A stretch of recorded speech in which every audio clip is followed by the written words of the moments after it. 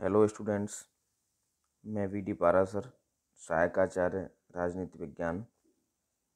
आज की मेरी इस क्लास में आप सभी का स्वागत है। आज हम अध्ययन करेंगे अंतर्राष्ट्रीय राजनीति का अर्थ, परिभाषा एवं स्वरूप।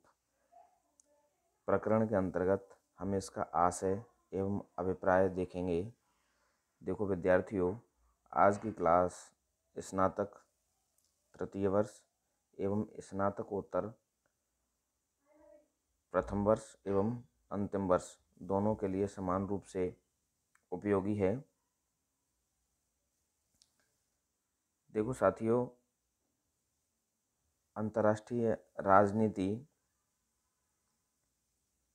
के आशय के अंतर्गत हम ये देखते हैं कि अंतर्राष्ट्रीय राजनीति कतई ये नहीं है जो कि हम समाचार पत्रों में, अखबारों में, टीवी में देखते रहते हैं। सिर्फ ये नहीं है, अंतर्राष्ट्रीय राजनीति इससे कहीं अधिक है। अंतर्राष्ट्रीय राजनीति के अंतर्गत हम उन तत्वों का अध्ययन करते हैं जिन तत्वों से हमें विभिन्न राष्ट्रों के व्यवहारिक आचरण का दिन प्रतिदिन की घटनाओं के माध्यम से पता चलता है। हमें ये पता चलता है अंतर्राष्ट्रीय राजनीति के माध्यम से कि विभिन्न राष्ट्र संधि और समझौते क्यों करते हैं, विभिन्न राष्ट्र युद्ध क्यों करते हैं, विभिन्न राष्ट्र संधि और समझौतों के साथ उनको क्यों तोड़ देते हैं। दुनिया के राष्ट्र संयुक्त राष्ट्र संघ को मजबूत बनाने का वादा करते हुए दिखाई देते हैं, लेकिन उनके आचरण में ऐसा लगता है कि वो यूएनओ को कमज़ोर कर रहे हैं। पूरी दुनिया के देश निशस्त्रीकरण की बात करते हैं, फिर क्यों वो शस्त्र इकट्ठे करते रहते हैं। इन तमाम बातों का हमें विश्लेषण और विवेचन करने के लिए जो विषय सैद्धांतिक जानकारी प्रदान करता है वो अंतर्राष्ट्रीय राजनीति है। देखो विद्यार्थियों, द्वितीय विश्व युद्ध के बाद अंतर्राष्ट्रीय राजनीति का विकास तेज़ी से हुआ है। शीत युद्ध काल में दोनों महाशक्तियों की ये मजबूरियां थीं कि वो अंतर्राष्ट्रीय राजनीति के व्यवहारिक पक्ष के साथ साथ सैद्धांतिक पक्ष का अध्ययन करें एवं एक दूसरे पर बढ़त हासिल करने के लिए अपने अपने महाशक्तियों को एक महत्वपूर्ण उपाय सुझावें। देखो विद्यार्थियों, अंतर्राष्ट्रीय राजनीति के अध्ययन का महत्व दिन प्रतिदिन बढ़ता जा रहा है, क्योंकि अंतर्राष्ट्रीय राजनीति के अंतर्गत जो वैश्विक शाश्वत समस्याएं हैं उनका समाधान खोजना शामिल होता है। विश्व राजनीति के जो आधारभूत तत्व हैं जैसे साम्राज्यवाद, उपनिवेशवाद, राष्ट्रवाद, अंतर्राष्ट्रीय व्यापार, ग्लोबलाइजेशन, नई अंतर्राष्ट्रीय अर्थव्यवस्था, ये सारे तत्वों का अध्ययन इसके अंतर्गत शामिल है। विश्व शांति का आधार भी एक तरह से हमें कह सकते हैं कि ये तैयार करती है अंतर्राष्ट्रीय राजनीति। और हम इसके अंदर देखते हैं विदेश नीतियों का अध्ययन किया जाता है, किस देश की नीति किस आधार पर चल रही है। ये सारी चीज़ें इसके अंतर्गत आती हैं। अंतर्राष्ट्रीय राजनीति के अर्थ के अंतर्गत अंतर्राष्ट्रीय राजनीति से साधारण शाब्दिक अर्थ राष्ट्रों के मध्य राजनीतिक क्रियाएं हैं। लेकिन विद्यार्थियों, हमें देखना होगा कि अंतर्राष्ट्रीय राजनीति में दो मूल शब्द हैं, अंतर्राष्ट्रीय और दूसरा राजनीति। तो हमें इन दोनों के अलग अलग अर्थ समझने होंगे और अलग अलग अर्थ समझने के बाद फिर हम समन्वित रूप से या एकजाई दोनों का अर्थ ज़्यादा बेहतर ढंग से समझ सकेंगे। देखो विद्यार्थियों, राजनीति शब्द को हम पढ़ते आ रहे हैं, लेकिन हमें ये जानना होगा कि प्रारंभिक दृष्टि से राजनीति का क्या अर्थ है और वर्तमान में राजनीति का क्या अर्थ है। अगर हम व्युत्पत्ति के आधार पर देखें तो राजनीति बोलचाल में एक संस्कृत के शब्द से इसको माना जाता है, जिसके अंतर्गत राजा की नीति राजनीति कही जाती है। पहले राजतंत्रों का युग था। दुनिया में ज़्यादातर जगह, ज़्यादातर राज्यों में राजतंत्रात्मक व्यवस्थाएं थीं। उस समय राजा ही सारी नीतियाँ बनाते थे। व्यवस्थापिका संबंधी कार्य, कार्यपालिका संबंधी कार्य, विधायिका संबंधी, न्यायपालिका संबंधी सभी कार्य राजा ही करते थे। तब उनकी नीति राजनीति कही जाती थी।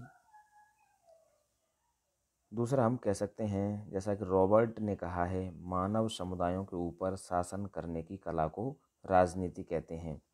जो विभिन्न समूह हैं, विभिन्न समुदाय हैं, उनके ऊपर शासन करने की एक तरह से कला राजनीति है। कैटलिन कहते हैं, समस्त राजनीति स्वभावतः शक्ति और संघर्ष से संबंधित है। तो निश्चित रूप से शक्ति का अध्ययन राजनीति में किया जाता है। क्विंसी राइट कहते हैं, राजनीति एक ऐसी कला है जिसके द्वारा प्रत्येक समूह दूसरे समूह पर किसी न किसी तरह नियंत्रण रखकर हितों को निरंतर आगे बढ़ाने का प्रयास करता रहता है। देखो साथियों, हम राजनीति और अंतर्राष्ट्रीय राजनीति के तत्वों को देख सकते हैं। पहला हमें दिखाई देता है कि राजनीति के अंतर्गत समूहों का अस्तित्व होता है और समूहों का अस्तित्व होना चाहिए। ये परंपरागत अर्थ के अंतर्गत है। दूसरा है समूहों के बीच असहमति, और तीसरा है समूह द्वारा अपने हितों की पूर्ति। अंतर्राष्ट्रीय राजनीति के तत्वों के अंतर्गत राज्यों का अस्तित्व, राज्यों के बीच संघर्ष और राष्ट्र हितों की पूर्ति हेतु शक्ति का प्रयोग। तो देखो साथियों, इसमें तीन चीज़ हमें दिखाई देती हैं। पहली बात तो समूहों का अस्तित्व होना चाहिए, फिर समूहों के बाद असहमति होनी चाहिए ताकि उनमें एक तरह से झगड़े की शुरुआत हमें दिखाई दे, और फिर उस झगड़े की पूर्ति के लिए अथवा अपने हितों की पूर्ति के लिए वो विभिन्न संधि और समझौते करें, संघर्ष करें, ये भी हमें दिखाई देती है। तो निष्कर्षतः राजनीति उन क्रियाओं का अध्ययन करता है जिसके अंतर्गत राष्ट्र स्वहितों की पूर्ति हेतु शक्ति के आधार पर संघर्षरत रहते हैं।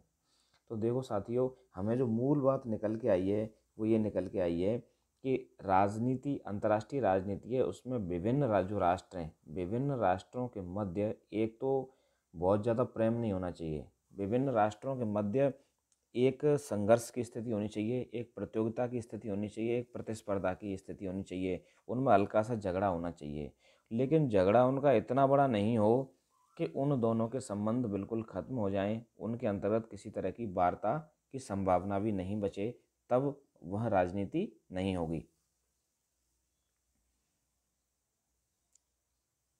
अब हम देखते हैं अंतर्राष्ट्रीय राजनीति परंपरागत अर्थ। अंतर्राष्ट्रीय राजनीति के प्रमुख लक्ष्य, राष्ट्रीय हित। देखो विद्यार्थियों, अंतर्राष्ट्रीय राजनीति जो वर्तमान में संचालित है, विश्व व्यवस्था को संचालित किए हुए है, उस अंतर्राष्ट्रीय राजनीति का मुख्य लक्ष्य राष्ट्रीय हित है।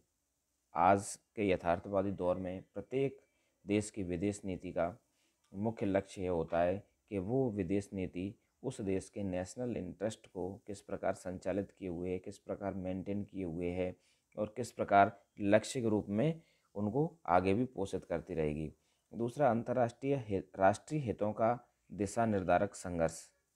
दुनिया में संघर्ष एक यथार्थ है, सत्य है, और राष्ट्रीय हितों की प्राप्ति के लिए दुनिया में संघर्ष ऐतिहासिक रूप से देखे जा सकते हैं। इतिहास में राष्ट्रीय हितों की पूर्ति के लिए दुनिया के तमाम देशों के संघर्षों का उदाहरण हमारे सामने है। राष्ट्रीय हितों की प्राप्ति का साधन शक्ति।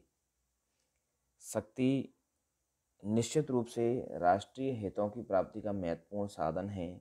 जरूरी नहीं है कि शक्ति का प्रयोग हो तभी राष्ट्रीय हितों को हम साध सकें, इसका एक मनोवैज्ञानिक असर होता है।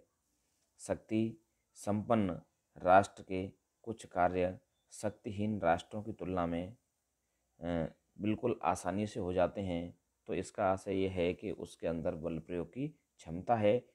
अगर वह कार्य साधारण तरीके से कोई राष्ट्र नहीं करेगा तो वह अन्य साधनों का इस्तेमाल करने की क्षमता रखता है। अतः स्वाभाविक रूप से हमें देखते हैं कि उसके कार्य आसानी से होते रहते हैं।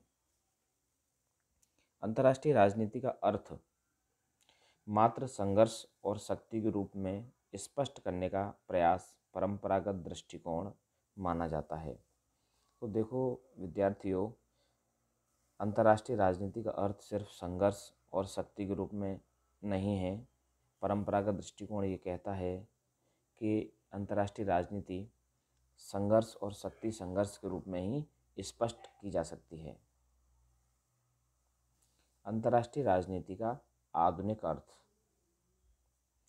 अंतर्राष्ट्रीय राजनीति का परंपरागत दृष्टिकोण, जहाँ केवल राज्य को ही एकमात्र कारक और शक्ति तथा संघर्ष को राष्ट्रीय हित के अनिवार्य तत्व के रूप में स्वीकार करता है, वहीं वर्तमान समय में अंतर्राष्ट्रीय राजनीति के विषय में दो प्रमुख बातें भी उभर कर सामने आती हैं। केवल राज्य ही अंतर्राष्ट्रीय राजनीति का एकमात्र कारक नहीं है, अपितु अंतर्राष्ट्रीय संगठन, देशांतर समूह, गैर सरकारी संगठन, अंतर्राष्ट्रीय संस्थाएं भी इसमें सम्मिलित हैं।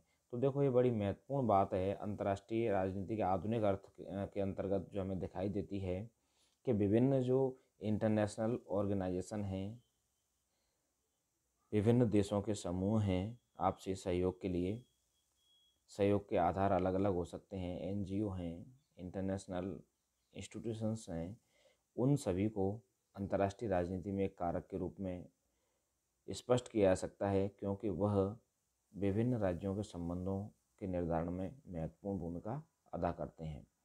न केवल राज्यों का परस्पर संघर्ष अपितु सहयोग जैसे सांस्कृतिक, धार्मिक, सामाजिक, विज्ञान एवं तकनीकी भी अंतर्राष्ट्रीय राजनीति का प्रमुख पहलू है। देखो विद्यार्थियों, हमने परंपरागत अर्थ के दौरान ये देखा कि सिर्फ वहाँ संघर्ष की बात की जा रही है कि संघर्ष का अध्ययन है विभिन्न राष्ट्रों के मध्य। अंतर्राष्ट्रीय राजनीति संघर्ष का अध्ययन है, तो संघर्ष का नहीं अपितु सहयोग का भी अध्ययन है, क्यों सहयोग भी दुनिया के देशों के संबंधों को प्रभावित करता है। विभिन्न देशों के मध्य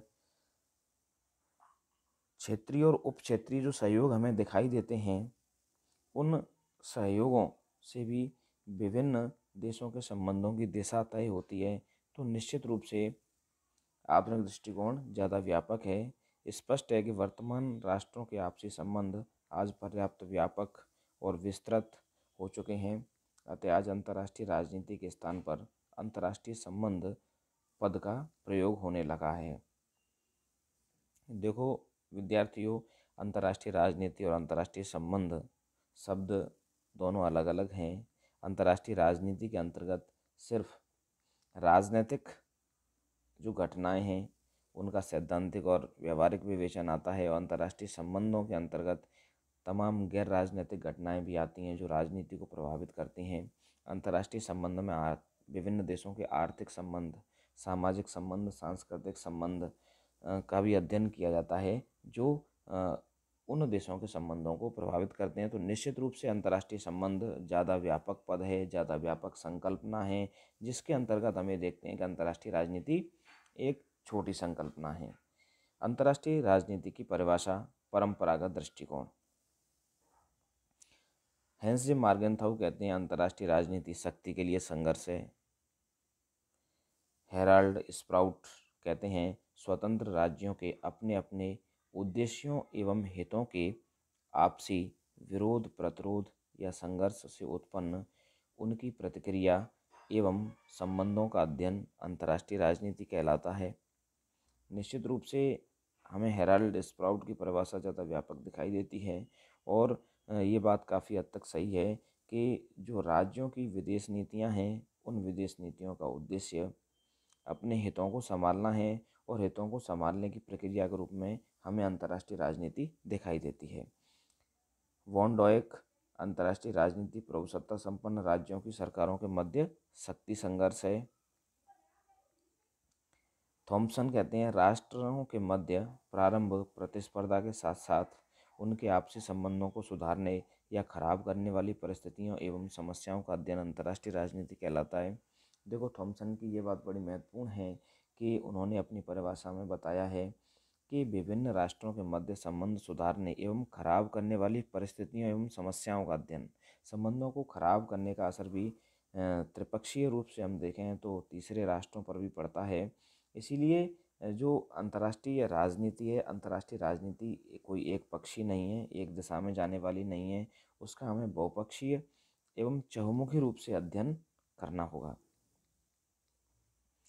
अंतर्राष्ट्रीय राजनीति की परिभाषा आधुनिक दृष्टिकोण नॉर्मन डी पामर व होवार्ड सी परकिंस कहते हैं, अंतर्राष्ट्रीय संबंध में राष्ट्र राज्यों, अंतर्राष्ट्रीय संगठनों तथा समूहों के परस्पर संबंधों के अतिरिक्त बहुत कुछ सम्मिलित है।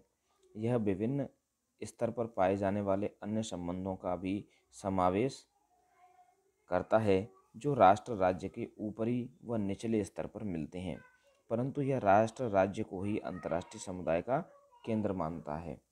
तो देखो साथियों, आधुनिक दृष्टिकोण की सबसे महत्वपूर्ण बात जो निकल के आई कि तमाम जो संगठन हैं, समूह हैं, जो विभिन्न संबंधों के लिए महत्वपूर्ण आधार हमें एक तरह से बताते हैं, वो सब इसके अंतर्राष्ट्रीय राजनीति के अंतर्गत आते हैं, उसके पार्ट हैं, उसके हिस्से हैं। लेकिन जो महत्वपूर्ण हिस्सा है, महत्वपूर्ण केंद्र है, जो सबसे ज़्यादा प्रभावित करने वाला कारक है, वो राज्य ही है, क्योंकि राज्य संप्रभुता संपन्न होता है।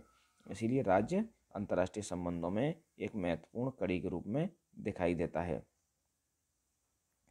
स्टैनली हॉफमैन कहते हैं, अंतर्राष्ट्रीय संबंध उन तत्वों एवं गतिविधियों से संबंधित है जो उन मौलिक इकाइयों जिनमें विश्व बटा हुआ है कि बाह्य नीतियों एवं शक्ति को प्रभावित करता है। तो देखो, हॉफमैन ये कहते हैं कि विभिन्न राष्ट्रों की जो बाह्य नीतियां हैं वो अंतर्राष्ट्रीय राजनीति को प्रभावित करती हैं। जो घरेलू नीति है उसका अंतर्राष्ट्रीय राजनीति पर कोई असर नहीं होता है, अर्थात कम असर होता है। और बाह्य नीति है, विदेश नीति है, वो अंतर्राष्ट्रीय संबंधों को ज़्यादा प्रभावित करती है। क्विंसी राइट कहते हैं, अंतर्राष्ट्रीय संबंध केवल राज्यों के संबंधों को ही नियमित नहीं करता, परंतु इसमें विभिन्न प्रकार के समूह जैसे राष्ट्र, राज्य, लोग, गठबंधन, क्षेत्र, परिसंघ, अंतर्राष्ट्रीय संगठन, औद्योगिक संगठन, धार्मिक संगठन आदि के अध्ययनों को शामिल करना होगा। निश्चित रूप से क्विंसी राइट ज़्यादा व्यापक दृष्टि से इस परिभाषा को स्पष्ट करते हैं कि अंतर्राष्ट्रीय राजनीति के अंतर्गत हमें विभिन्न समूहों को संगठनों को अध्ययन में शामिल करना होगा, क्योंकि निश्चित रूप से ये सभी वैदेशिक संबंधों के संचालन में महत्वपूर्ण भूमिका अदा करते हैं। विभिन्न राष्ट्रों के संबंधों के संचालन में धार्मिक संगठन भी बहुत महत्वपूर्ण भूमिका अदा करते हैं। औद्योगिक संगठन, व्यापार और अंतर्राष्ट्रीय स्तर पर आज हम देख रहे हैं कि आर्थिक कारक का महत्व बढ़ता जा रहा है, जिनमें व्यापार की महत्वपूर्ण भूमिका हमें दिखाई देती है। तो फिर हम इसको दरकिनार नहीं कर सकते। यथार्थ में हम कह सकते हैं कि अंतर्राष्ट्रीय राजनीति उस प्रक्रिया का नाम है जिससे विभिन्न राष्ट्र अपनी नीतियों और कार्यों के जरिए अपने उन राष्ट्रीय हितों की सिद्धि के लिए बराबर कोशिश करते रहते हैं जो दूसरे राष्ट्रों के राष्ट्रीय हितों से टकराते हैं। संक्षेप में, अंतर्राष्ट्रीय राजनीति के प्रत्येक विद्वान लेखक ने अपने दृष्टिकोण से परिभाषा करने का प्रयत्न किया है। इनमें से कई परिभाषाएं एकपक्षीय प्रतीत होती हैं। इन परिभाषाओं में विचारधारा, राष्ट्रीयता, अंतर्राष्ट्रीय संगठन के क्रियाकलाप का उल्लेख तक नहीं पाया जाता है। राष्ट्रों के मध्य संबंध तथा प्रतिक्रियाएं ही अंतर्राष्ट्रीय राजनीति का केंद्र बिंदु होती हैं। विभिन्न राष्ट्रों के बीच शक्ति के संघर्ष की प्रक्रिया का अध्ययन किया जाता है। इसके लिए इसे उन उद्देश्यों को पहचानना है जो राष्ट्रों को क्रिया तथा प्रतिक्रिया करने के लिए तथा इन उद्देश्यों को प्राप्त कराने के लिए राष्ट्रों के संघर्ष के रूप में विश्लेषण हेतु प्रेरित करते हैं। धन्यवाद साथियों।